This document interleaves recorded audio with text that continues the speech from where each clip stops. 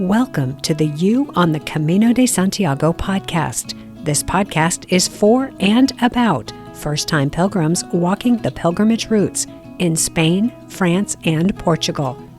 With your host, guide and longtime pilgrim, Nancy Reynolds of the Camino Experience.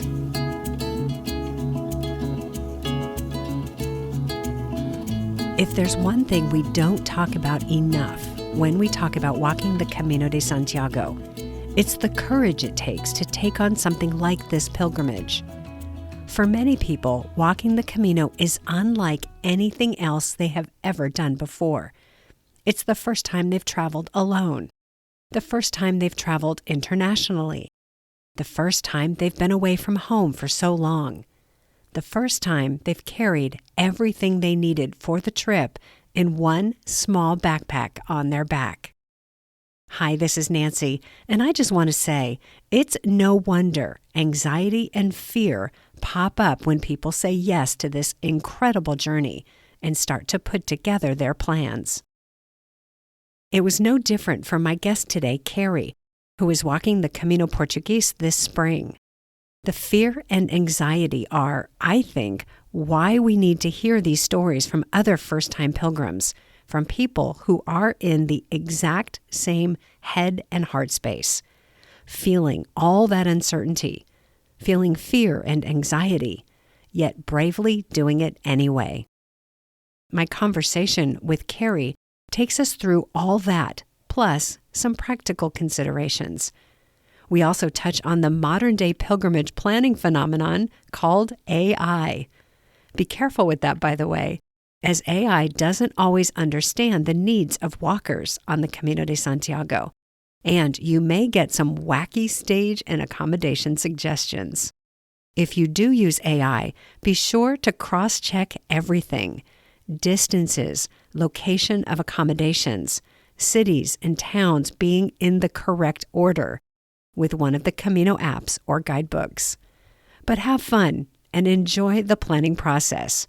I believe it is an important part of the pilgrimage experience, and Carie agrees with me. Let's go ahead and meet Carie. Carie, hi, welcome to the podcast. Thanks for joining me today. Thank you so much for inviting me. I'm really excited to talk to you. Oh, yay. Well, when I read your email that you sent to me, just sharing about your Camino plans and your thoughts and your appreciation for the podcast, there were some things that really stood out. This is a series of firsts for you, if I understand correctly. Absolutely. Yeah, so we're going to dive into all of that, but let's start by putting the pin in the map. Will you please share your Camino plans? Yes. So I am going in the spring. So I'm going to go in May, and I'm going to go for 15 days. And I'm a Southern girl that doesn't know any Spanish or Portuguese. Aha. So you're going to hear that. I'm going to go the Portuguese coastal route with the spiritual variant, Okay. and then end at Santiago. Wonderful. I have heard that spiritual variant is exquisitely beautiful. Have you heard that as well? Me too, yes. So Okay. that's the reason I decided to try to build it in there. Yeah. So what made you choose the Portuguese route?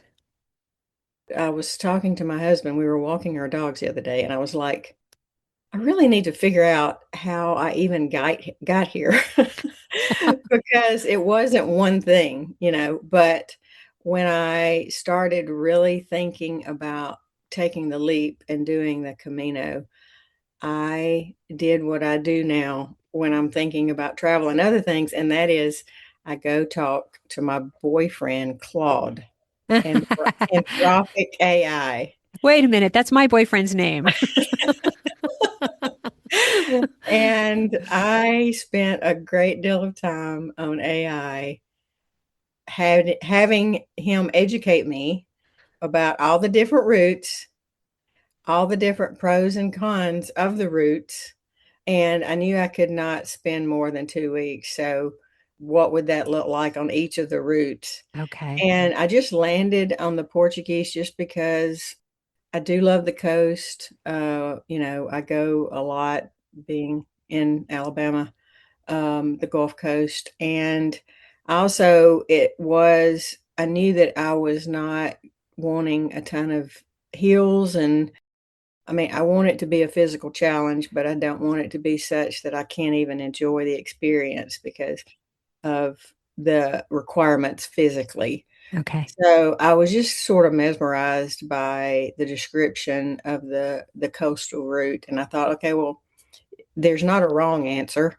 So That's it right there. There isn't a wrong answer. exactly, and I'm a right and wrong person. So this is a maturation process for me. Well, So this is a problem, isn't it? If you're a it black and is. white, right and wrong person, choosing a Camino route is going to confound you. Yes. Yeah. So yes, so I decided I did want to do the Portuguese coastal route, but then I started investigating. Okay, I knew also that I did not want to walk all day and then find a hostel to sleep in. Like, I would never sleep. So that's one of the reasons I love you, is because when I'm listening to you and you say that you stay in rooms now, I'm like, okay, I'm not a bad person. I can still have a Camino experience and sleep in a private room.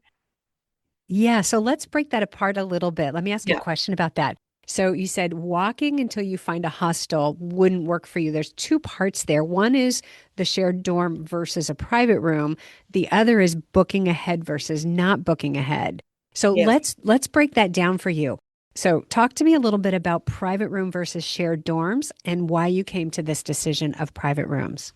So I am a tremendously light sleeper, Hmm. and sleeping is a struggle, even in Okay. my quiet home. Okay. So, as I thought about what I wanted this experience to be, I knew that I wanted to give myself the best shot to actually enjoy it, be able to exert physically as needed. Hmm. But also, I wanted this to be a time of reflection, a time of being alone with my thoughts, meeting new people. And I knew if I was not sleeping, that, about day 6, I would be miserable. And I There'd be just, a breakdown, right? yes. Just a total meltdown. So that's what informed that decision. Okay, I like it.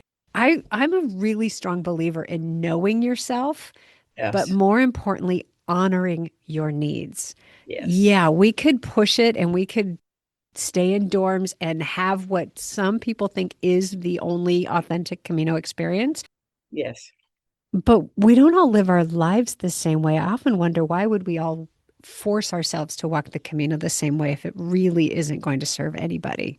Yes. So let's talk about booking ahead versus not booking ahead. I would assert that with private rooms, it's better if you book ahead just because the inventory is smaller. But what went into the decision for you to book ahead? Okay. So, along with the right and wrong thinking, I'm also a kind of a type A person. Okay. And I can sense that if I did not know where I was sleeping that night, I would be thinking a lot about the fact that I didn't know where I was sleeping that night. Okay. So I Yeah, think that would be very distracting for me. sure. But I didn't necessarily want to miss out on every pilgrim meal, the common meal at night. So Sure. I actually am working with a person that's setting up my accommodations. And so I'm trying to do the private room on a budget. Okay. Okay. What does that look like? Well, I mean, like, I think the albergues, some of them have private They rooms. do. So, fortunately, she's a guide, and she's been taking groups for a long time, similar to what you do. Okay. And she recently moved uh, right off the Portuguese route. So she Okay. actually lives there. So she's looking for me some experiences where I'll be able to do a common meal, with the pilgrims, because I Okay. really wanted that experience as well. It's so important to really understand what it is that you are picturing and imagining and longing for.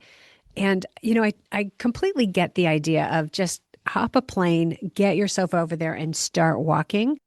And I also just respect that that doesn't work for everyone. Right. Yep. And I think there were, as you mentioned before, there's a lot of firsts here for me. Yeah, yeah. And so I was like, okay, in order, and I'm a little bit of an anxious person. Okay. Not terribly, but, I'm better in my older age, but I knew that I needed to kinda nail down as many things as I could to bring the comfort level up so that, A, I would have the courage to actually go, Yes. on the trip that I planned, and B, that it wouldn't be so stressful that, that the anxiety wore me out. Yeah. So, that's kind of the way I went into it. See, and I think that is such a critical point that there are plenty of people who would just choose to not go if they couldn't get the support they felt they needed. That showing up isn't for everyone and show up and walk. It's just not for everyone. Yeah. And I would rather have people get support and get what they need and go than just Yes. not go. Well, and I would say that probably the best advice I got was to go to episode 1 of your podcast and listen to just start on 1 and just listen. Ah, I mean, I don't I wanna brag on you for a minute, but I do that, and as I'm doing my training walks, I listen to you, and listen to these podcasts, and since I did that, it's like I don't have to scour, the Facebook pages anymore, like, you are not only are you answering my questions, but you're, explaining things to me, so it's not just I know the answer, I know why that is the answer, for me, and that's so helpful, and also, you said many, many times, if you are feeling called to go or you're feeling that itch, and I am an intuitive, so it's like once I landed on this, I'm like, I can't get it off of me, like, it I was like, sticks. "Okay, I'm supposed to go, so what do I need to do to make that happen?" So, yes, I so thank really appreciate that, Carrie. What you just described was actually my intent with the podcast so that you don't just have the answer in 140 characters or less, but yes, you understand the thought process behind it. And then that thought process becomes your thought process. Then it's truly your journey. It's not my journey, it's yours. I'm delighted to be able to share in it, but it's your journey. You're the one who was called to this. And I firmly believe that the planning and preparations is part of the pilgrimage. yes, no doubt. And it is to be honored and respected as Yes, such. yeah, Yeah. Thank you for your kind words. I really appreciate knowing how this has impacted you. yeah, and I know, I think you asked one I was listening to this week, you asked them I think you were going from season 1 to season 2, and you said, "What else do you need, Yeah.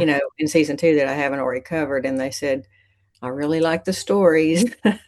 And I do. I've listened to every one of them, but when it's a story day, I'm like, it's so mesmerizing because I think because people are in the same place that you are, Yes. and it's Yes. very interesting Yeah. to hear the different stories, but to hear the different ways that people are doing it. It's encouraging. It's Yeah. encouraging to me. Yeah. Yeah. And I think also by hearing other people in the same place, we gather courage from that and we Yes. realize, wait a minute, if someone else like that person sounds so similar to me, if they can Yes. do this, I've got to be able to do this. Yes. Yeah, that was exactly the point. That was the goal. So thank you. I love knowing that that's I worked. told my husband the other day, I said, at 2 a.m. when I wake up and roll over, I'm like, what in the world are you doing? Yep. But Yep. when I get out there and start walking and I'm listening to one of your podcasts, I'm like, yes, this is exactly what I'm supposed to do. I have no reason to fear. This is gonna be great. So Yeah. that's the 2, that's what I'm vacillating between, those 2 Uh, worlds, well, you are not alone in that. I guarantee it. I guarantee it. Because, when something's worrying me or bothering me, it's 2 a.m. when I'm awake worrying about it. And Yes. it doesn't get less worrisome in the middle of the night. Yes, for real. But with the light of day and with support and with a friendly, helpful voice in your ear, we discover we can do anything. Yes. Yeah. Oh, I'm so glad to know that. Thank you. Yes. Let's go back a little bit. Let's Okay. talk about what first called you to the Camino, and then we're going to talk about those firsts. So, but let's talk about your origin story for your Camino. Okay. And at the end of 2024, I retired. It was actually a second retirement for me. I worked for the phone company for 22 years. Originally retired early because we had quadruplet grandchildren Oh my goodness. born into our home. That's four little people. It is that are now almost 21. Oh my gosh. Yes. So that was, How amazing. I know, so amazing. I wish I'd written a book. It was fascinating. Still fascinating, really. So that was retirement number one. And then I started working in the nonprofit space. Okay. And I was the executive director of a small nonprofit in Birmingham, and and at the end of 24 retired of that from that. So Okay. as I was preparing to retire, my husband said, I want you to take a trip by yourself. Oh. And because you have not given yourself any time, like you've worked so hard all these years and the family and all the things. And I want you to have some space to think and process and enjoy whatever you want to do. And I was like, okay, and I kind of sloughed it off, But then after I did retire, I was like, okay, I do think that would be a good thing for me. So I started trying to figure out what that would look like. And a friend of mine took a trip where they went to Switzerland or something, and they were hiking with a group of girls, and their baggage was moved from end to end while they hiked. And I thought, okay, that's intriguing to me. I love being outside. I love physical exercise. I could enjoy that. But I haven't hiked a lot. So I'm like, gosh, what kind of shape would I have to get into to do that? And then another friend I saw on Facebook went and walked the Camino. And I was like, okay, they're about my age and stage. What is this Camino? And why would one walk? Why? Why? And I started researching it. And then I started listening to podcasts. And then I started, I read this book on Audible. Let's give the title since people won't be able to see it. Yeah. J.F. Penn is the writer, and the name is Pilgrimage: Okay. Lessons Learned from Solo Walking Three Ancient Ways. Okay. So as I listened to this on Audible, I started to cry a little bit. And then I was like, oh my goodness, there's something here. And then another friend that we do, my husband and I lead family support groups for people that are struggling with substance use. That was related to my family issues and the nonprofit work I did.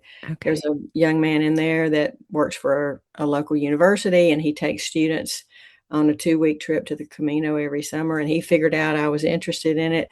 And then he just started bombarding me with information and encouragement, and everything I came up with. Oh, I'm too old. He said, oh my gosh, you're going to be surrounded by people that are so much older than you. Yeah, I'm not in good shape. He's like, oh my God, you could do it today. that's where we all start. Yeah. And so then it was like, I'm supposed to do this. This Mm. is the thing I'm supposed to do. So once I got convinced of that, then it was like, okay, how do I make this happen? And there was emotion. There was emotion with uh, both the gathering of information and where and when and all of that. So that was validation that I was being. Yeah. Yeah. When our feelings and emotions get engaged, that is such a strong indicator that we are on the right path. Yes, for sure. Yeah. If we're indifferent or just emotionless, yeah, okay, could do it, might do it, maybe.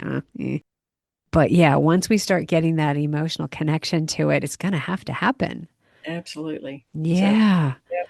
Okay. And so what made you choose spring 2026?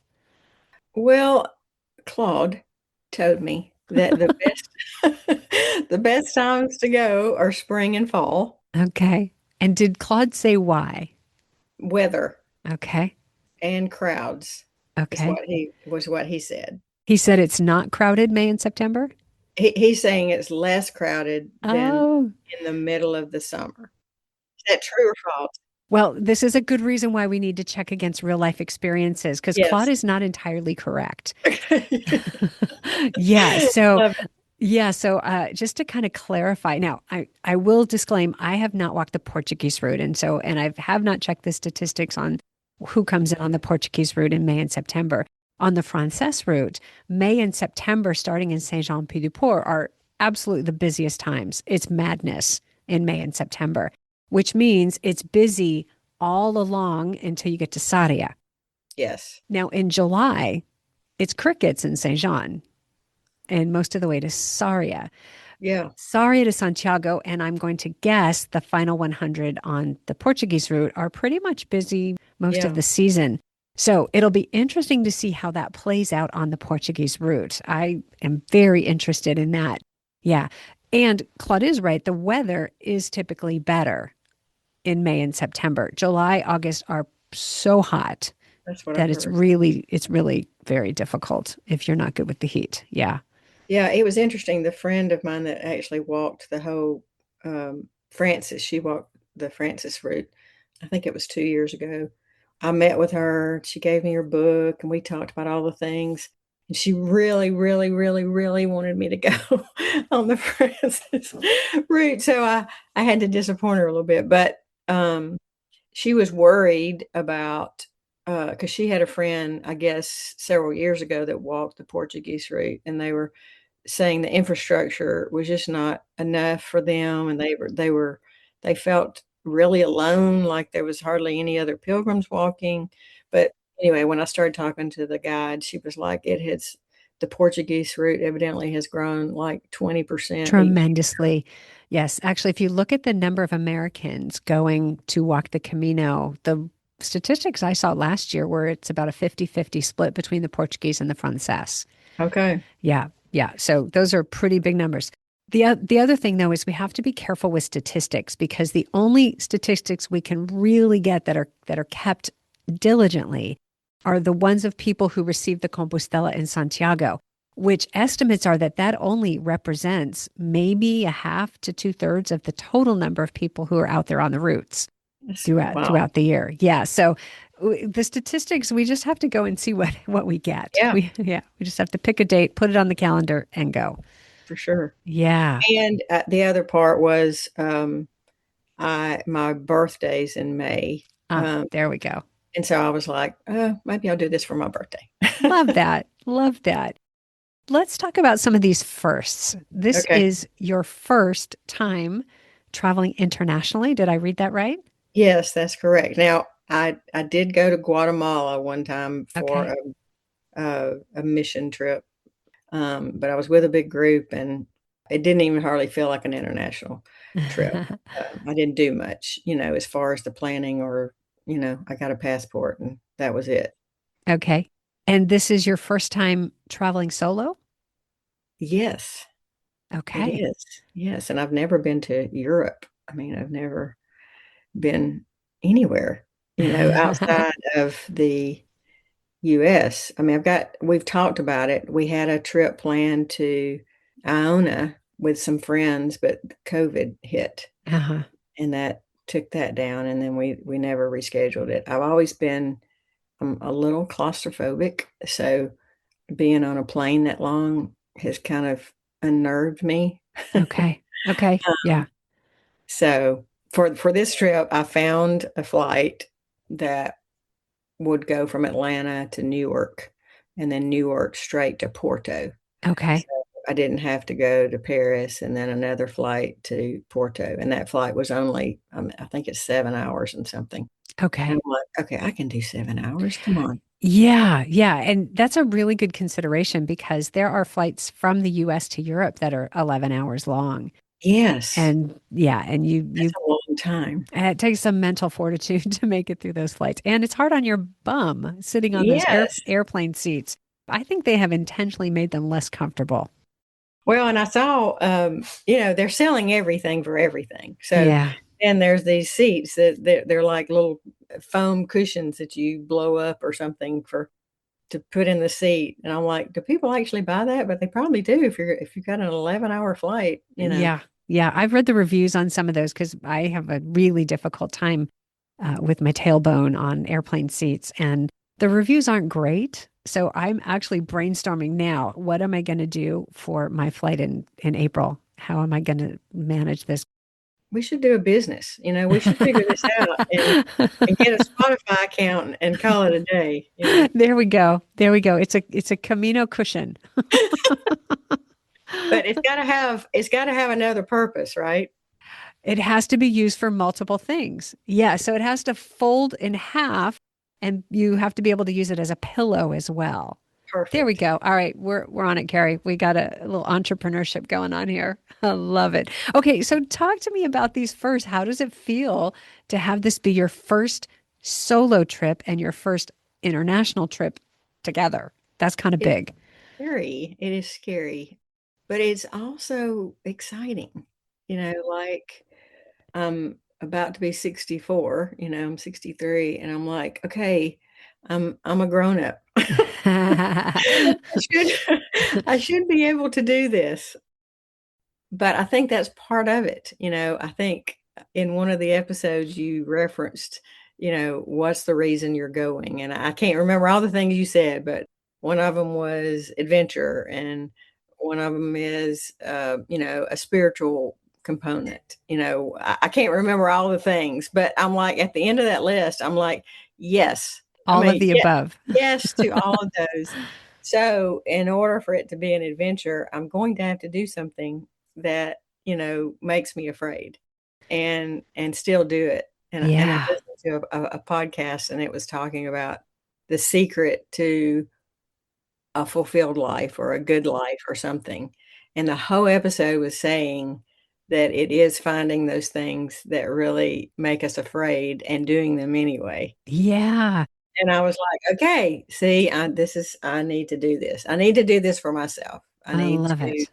have this experience by myself where I'm not leaning on somebody else. I'm not letting somebody else worry about the things, because I'm much more aware when I'm relying on myself. Sure. Sure. Senses are heightened. Yes, I'm thinking about all the things because there's nobody else to think about those for me, Hmm. but I'm also probably more than I ever have with a trip, leaving it open, which I know you've encouraged me to do that too, like, not determining exactly what my expectations are of Yeah. this trip, even the travel, like, maybe there's something in it for me that I don't know yet. So, just making myself available and open to whatever experiences, I have, and those are what I'm supposed to have. I love that. It's the difference between having expectations and going with an attitude of expectancy. Stuff's going to happen. Some of it's going to make your heart sing. Some of it's going to make it beat fast. Some of it's going to make you cry.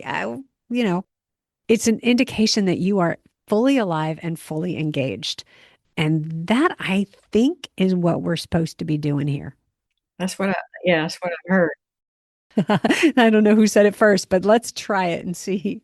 Yes, so that's what and I think there's something in me um, that says, "Okay, if I can get through the flight and then get off the airport in Porto and somehow make it from there to my hotel room or my room, I think I'll exhale." Like that those are the things that are making me a little anxious. Like, if I Yeah. can get to my first place, I think the rest will be fine. Yeah. Yeah. So, Step by step. It's the same way that every pilgrim gets to Santiago, step by step, yep. one step at a time. And I do think another thing that you've mentioned several times is, the experience is, happens, while you're walking. And that makes it a totally different experience than if you were driving or if you were Yeah. moving fast. You're moving slow. Yeah. It's the pace of walking Yes. that I think opens up or turns on our senses to full volume. And then we take it all in differently than when we're zipping by in a car or a bus or a train. Yes. I look forward to that. Yeah. Yeah. It's the idea of being where you are, right where you are when you're there. Yeah. Yeah. Oh, yeah. You've got this. You've got this. See, and I know that you've got this. I'll tell you why. We don't get to our early 60s without having done some hard things, without having to make tough decisions, without having to do a lot of things for the first time. True. You have children. If you have children, you can do the Camino. Yeah. Yeah. And I do think there's something about, as I've retired and I'm still working some as a consultant, but I've got a lot more time. So I'm doing more reading, more thinking. And I mentioned to my husband the other day, I was like, you know, part of this season is about not having that many firsts anymore Mm, because we've done a lot of firsts. So I said, okay, maybe another piece of this is looking for some firsts to have that might be a little different that keep you striving and opening you up to new things. So I think that's another reason I'm being called to this is to enjoy it, as a first and not be so afraid that I can't experience it. So that's another way I'm trying to look at it. love it. Well, it reminds me too, sometimes when we get to certain stages or a certain age in our lives, because I just hit 60, we start to think, okay, I've done so many things. Great. I can rest. I can relax. And retirement sometimes makes us think of hanging out on the couch or sitting on the beach sipping sweet drinks with umbrellas in them. But the reality is, as long as we've got our health and our bodies are able, what's the limit? Correct. The limit is what our mind says is the limit. But if you've got an idea, if you've got a desire, if you've got a dream, if your body can still make that happen, it's not time Yeah. to park it on the couch forever. Yeah. And that's one I'm so grateful. I'm healthy and able to do things. And, I said to him the other day, we're running out of time to do all the things and we're healthy and happy. And so let's do some things, let's be Absolutely. intentional about doing some things. Yeah, I think that's why the bucket list concept is so popular. I don't love that term. I would rather call mine a yes list. These are things I'm going to say yes to sooner rather than later, maybe. Yes. Yeah, and just go live, go do it. Yeah. Yeah. Oh, I love that. Oh, I can't wait to see what you do after the Camino. I'm hoping, and that is another thing, and that I'm telling you, you should hire me as your, marketing person for your podcast because I was listening to another okay, it's like the best of series. Okay, I was listening and you were talking to a man about packing, Okay. and, he had a fundraiser coming up, and you let him talk about Yeah. and he was talking about that some of that had come out of his Camino experience. I think the passion for whatever he's doing now and had a lot of pilgrims that were gonna come and be part of that with him, which Yep. David. that's where I started to cry in that particular episode. Yeah. But I do think that's another piece of the puzzle for me is, as I mentioned to you, we've had a lot of substance use issues in our family and our loved ones. And so that became, part of our mission. And we've been working in that space. My husband and I have for over, 20 years. And so much of what we've been doing and striving for and it's a passion project and I've loved that. But as I've stepped away from that nonprofit, I see that diminishing, and I'm open. I'm a believer, and I'm open to what is it now? Is that part of giving myself some time and some space to see, okay, is there a new thing Yeah. that I'm being called to? Yeah. And who knows? Well, and there's another component of this aging thing that I keep going back to, and that is the more time I have on the clock, I like to think the more useful I can be because I've got experience, I've got skills, I've got maybe some more mature thoughts in my head than I had decades ago, that maybe I have even more to give to the world now. Yes. And this might not be all of it. This might, might Yes. keep going with the podcast, but what else? Yes. I ask myself this question all the time. What else can Yes. I bring into the world that will uplift and empower people? And it sounds like that's exactly the question you're asking. It is. It really is because, again, being an intuitive, which I think you are too, it has to be something not of my making. Hmm. It has to be something that I'm being drawn to Yeah. and passionate about, and maybe I don't even know that I am. You know what I'm saying? So I can't fabricate it and then have Right. the energy to do it. Right. I'll bring in this other angle to it. One of my favorite phrases is holy longing, which is the longing of our heart and our soul to do something put in us by the Yes. divine. Yes. And that's the thing that we have to do. That's the Yes. thing that I believe God is saying, I picked you for this one. Go, go, carry on, go Yes. do it. Yes. And if Yes. we listen, if our intuition is turned on to high volume, or if we're really paying attention, there are messages everywhere showing us which way to go. Yes. And the Camino is perfect for that because you Yes. have these long stretches of time and distance where your mind can get quiet. Yep. And I think for me, that's when my heart hears the messages. Yes, totally. And you've mentioned several times, like, I think our personalities are similar in that I'm introverted in some ways. I can be an extrovert, but it's a little exhausting. Yeah.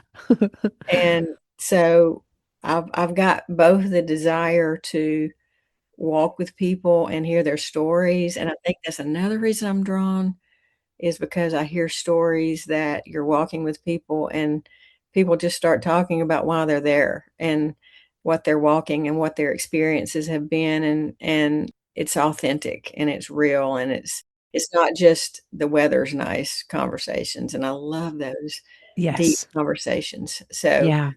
I've tried to plan it in a way that I gave myself enough time to both have that alone time, but also to meet all these interesting people that are out, walking for their reasons, Yeah. and your hearts bond a little bit. You know what, Carrie? It reminds me of the episode that I did. Let's see, it was released in early March with Bill Bennett and Jennifer Clough. They're the ones who produced the film The Way, My Way. And Jennifer talked about that. If people listening remember, Jennifer talked so much about how it's such a gift to have these conversations on the Camino, two-sided. One is to be listened to, deeply listened to, and have somebody bear witness to your story. And then the gift to the listener is to bear witness to their story, to be the one that walks with people through their pain, through their joy, through their exploration, through their discovery, and to have that gift of being present for that. And I think that's what you've just described. Yeah.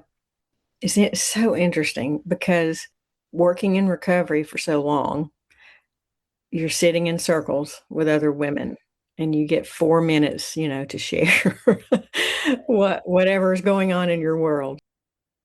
That is so healing to, A, have 4 minutes to figure out what you're feeling and share it, and can share anything, and then listening to everybody else's 4 minutes, okay?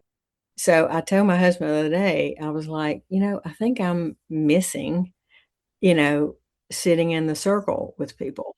And simultaneously, we're reading the book Theo of Golden. I don't know if you have. Okay, you need to read that book. Okay.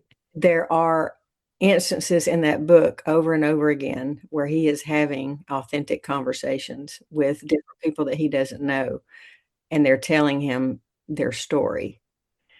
And then I'm drawn to the Camino. I was like, okay, this is not an accident. Like this is synchronicity is what my husband always calls it. When those things line up, Yeah. you know there's something going on there. Yes. And you hit on something so important. When you're able to notice what is drawing you about something, that's a clue to why you're being drawn to the Camino.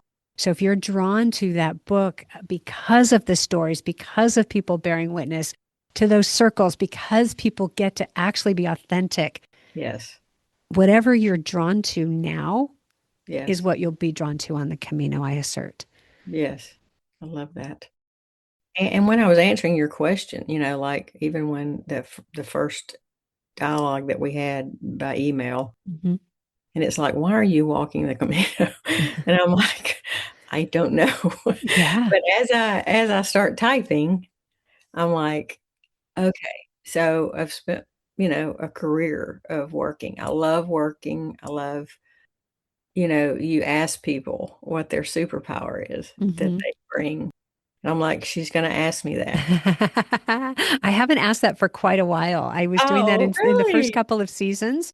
Yeah, but now I'm going to ask you, what's your superpower that you're bringing to this Camino experience? I think it is. I love taking chaos and bringing it into order. Oh. So, like, I'm really good if you need your garage cleaned out. As long as you're willing to let me throw a few things away. I can't keep everything. I have a storage unit that needs you. So, I think it is as I was typing it out, I've been doing that with my careers, with my family, with all the things, trying to take chaos to order. That's what I do. I enjoy it. But I have left myself very little room to think about myself, and I think that's a human experience. I think it's a Yes. female experience. I don't have any regrets. I have loved my life and loved my family, but I get to this place, and I do have a sense of I don't really know who I am anymore, because I just haven't spent much bandwidth of my emotions in my Yeah. mind, and I would love to spend some time there and spend some time thinking about, what does it look like to finish well, Oh, yeah. the last chapters. And that's the other side of it. So we talked about what you're drawn to and what you know you really long for and want as part of the experience. But then there's this other piece that you just described, which could be the hidden gift the Camino has for you. And so that's why I really believe in setting intentions. And even if the intention is simply to be open and receptive Mhm. to whatever it has for you, because it has more for you than Yeah, we think it does. yeah, I love that. Yeah. I make this really silly mistake, and I do this every time.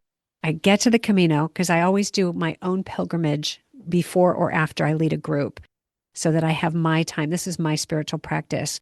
And so I go and I set an intention, and the first couple of days it shows up everywhere, and I'm like, got what I came for.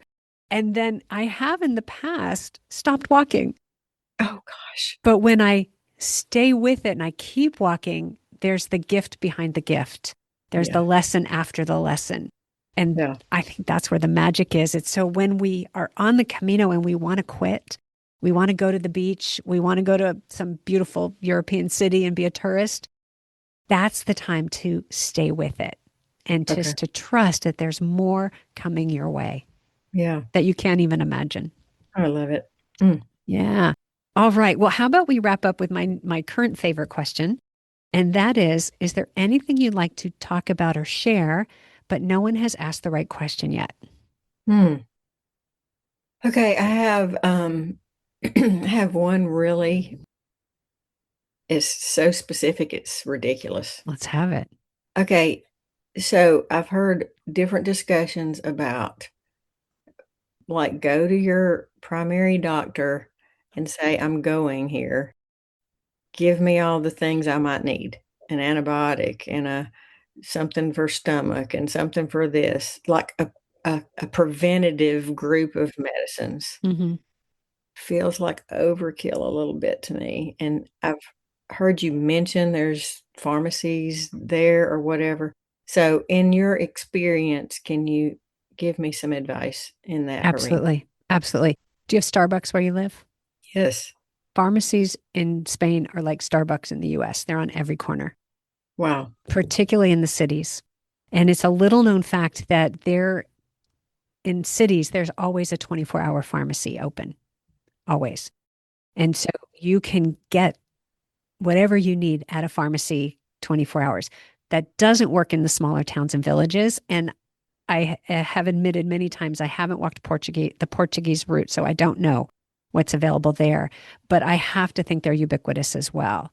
Yeah. The thing about pharmacies, particularly in Spain, they are staffed by highly qualified medical professionals, far more than the person behind the counter at Walgreens or CVS in the US, who can only fill your prescription and tell you how to use that particular drug. They actually have diagnostic powers that they're allowed to use. And so if you go into a pharmacy, and again, I'm speaking about Spain, and you tell them your symptoms, either in Spanish or using Google Translate, they are empowered to give you the solution for it. Nice. So having a starter kit of medications is overkill.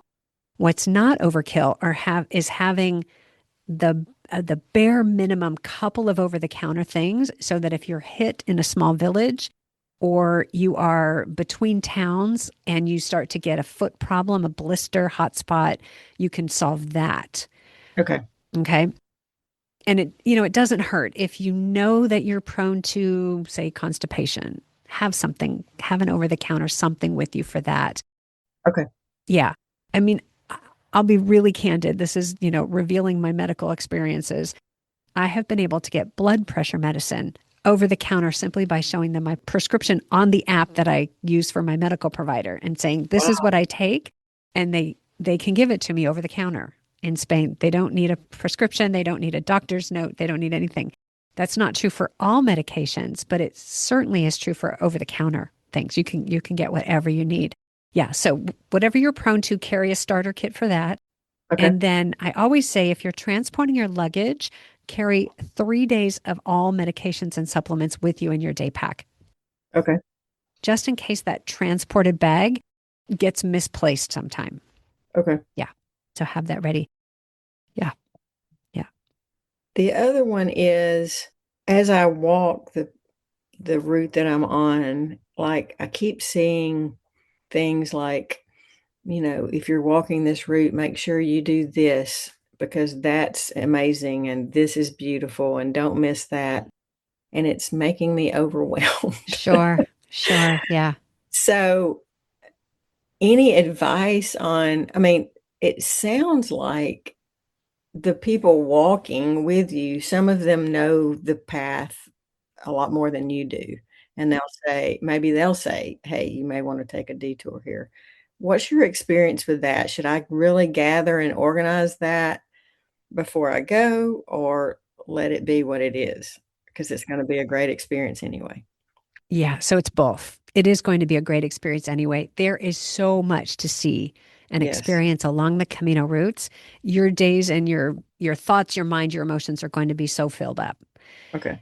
And if you're interested in other things, it's worth doing a little bit of research. So, for example, not on my first Camino, but maybe my second or third way back, I got a book on the culture and history and art and all of that along the Camino Frances. And I made notes and I took a single sheet of paper, two-sided, with all of the towns and villages that had something I might be interested in seeing. Nice. And then I Yes. went out and I tried to see them. But the funny thing is, when I would go into a church and it would say baptismal font, 1527 was the year. Okay. And I go in, I'd look at it, I go, I have no idea why I'm interested in this. you know, so, okay, this is a special church with a special cross of the saint, the somebody. And I'm like, got it. okay. Hmm. Don't remember why I was interested. So if you're going to do that, I would say, make some really good notes. Yes. Because you're not going to remember why you No, wrote you're that. not Yeah. going to. The other thing is there are apps that have information on the routes that have historical information, and this church is important and significant for this reason. I would get some information about Padron, and I'm not saying it the Spanish way, Padron, if we're going to roll the R, because that is the spot where the legend has it that St. James's body came Okay. ashore. So that's kind of significant, right? I mean, that's the origin story of this whole darn thing. So, seek out those things and find the history, and then be prepared to look for tourist information offices, be prepared to read the placards in the church or any information they have. Google Translate's amazing to to translate that.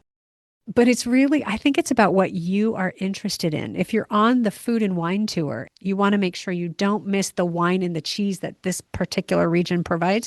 Make yourself some notes. Okay. Yeah. Yeah. And oh, I'm supposed to try this in this town. And you know what? Here's the other thing. My buddy Maurice shared this with me. He did that before his first Camino. He had pages of notes and he did all the research because he loved doing the research. He had these lists of things and he took them with him to the Camino. And the moment he got on the trail, he didn't look at it. He didn't look at it because he was so immersed in the experience and would follow whatever caught his attention and whatever the person walking with him said, oh my gosh, look at that over there. Or come, let's check this out. And he would lead people to the things he was interested in as he went. But the list became very unimportant. Doesn't mean I wouldn't make the list because he loved making the list. If you love making the list, make the list. Yes. Yeah, enjoy all of it. Yeah. And then trust yourself. Don't make yourself wrong because you didn't follow the list. Okay. Yeah. Love that. Yeah. Also love the suggestion all along that you've been saying to embrace their culture Uh-huh. instead of trying to force yours when you're Yeah. Yeah. doing lunch, that late lunch, that's their Yes. meal and make that, that's what I'm planning my whole thing around. So thank you Wonderful. for that tip. Some of my most poignant moments on the Camino have been the moments when I slowed it down and interacted with the local people. And even if it was as simple as, you start every interaction in Spain with buenos dias or buenas tardes. You always greet the person before you transact anything.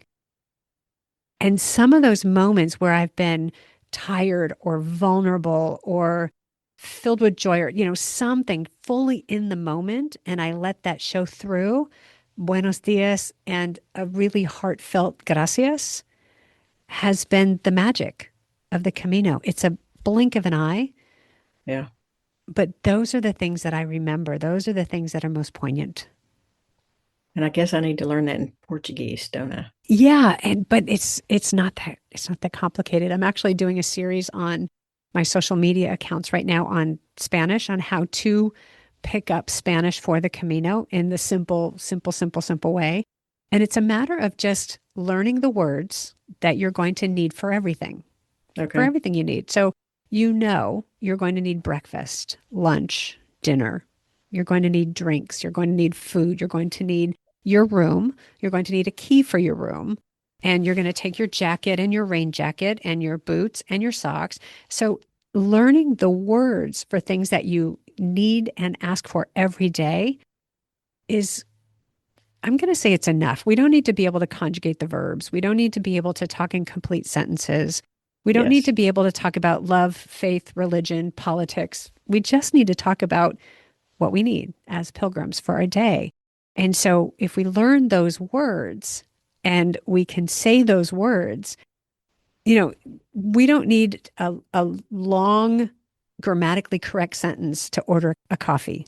Right. We need to be able to say, buenos dias, café con leche, por favor. Okay. We don't need to say, I would like a coffee with milk, please. In Spanish, we don't need a verb. Right. Ordering coffee doesn't need a verb.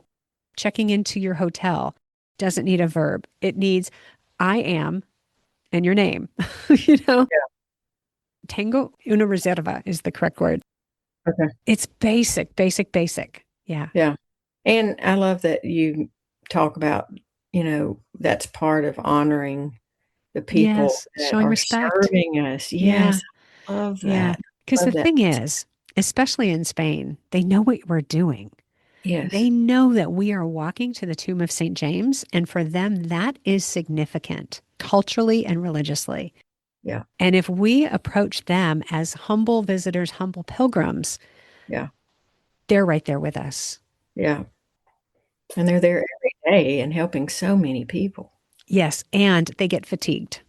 They're human, right? Yeah, The for people sure. who serve the pilgrims are transacted nonstop. Yeah. And so for me, it's an absolute joy to be the one little glimpse of relationship in the day. Yes, eye contact. Yeah, eye contact, a smile. Yeah. Buenos dias. I see you. That's what you're saying is I see you and I am so grateful that you're here. Yeah. Yeah. Yeah. Excellent. Well, Carie, you have a wonderful journey ahead of you. Thank you so much for taking this time with me to share your story. Thank you so much, and thank you for this Yeah. podcast. Yeah. It's my pleasure. Absolutely my pleasure. Thank you so much. Let's wrap it up there, okay? Thanks for joining me.